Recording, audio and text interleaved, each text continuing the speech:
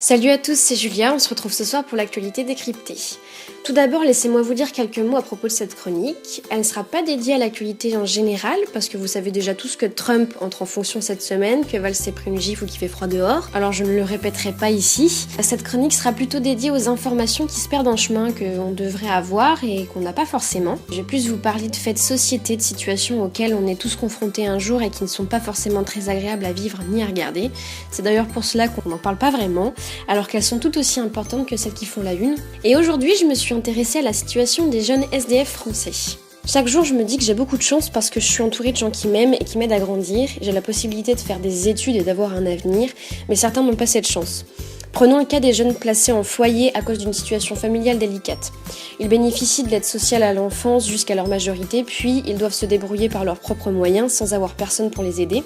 Alors que deviennent-ils après leurs 18 ans ? Eh bien le plus souvent, ils se retrouvent à la rue, déscolarisés et sans emploi et deviennent donc SDF.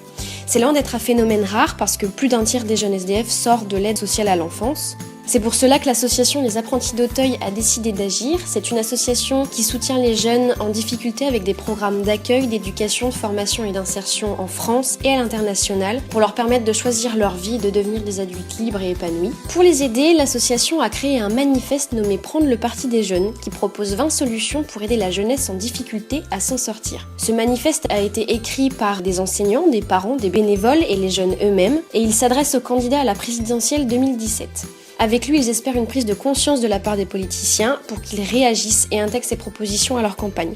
Le manifeste propose par exemple un accompagnement des jeunes placés vers l'insertion, une orientation personnalisée, le développement d'internats, et ces 20 propositions portent la parole des jeunes jusqu'à l'Élysée. Les apprentis d'Auteuil mettent tout en œuvre pour que ces dispositions soient prises en compte par les politiciens et ensuite appliquées durant leur mandat s'ils sont élus. Parce que la parole des jeunes est aujourd'hui beaucoup trop laissée de côté et pourtant ils sont l'avenir, leur parole est tout aussi importante que les autres. L'association et les jeunes qui l'accompagnent dans sa démarche ont également pour but de détruire les clichés qui collent à la peau de la jeunesse en difficulté.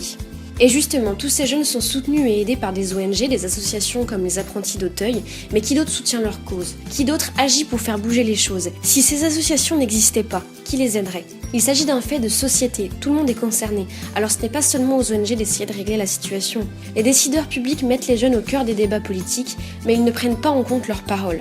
Pourtant, ils ont toutes les qualifications et les outils requis pour changer la donne et leur tendre la main.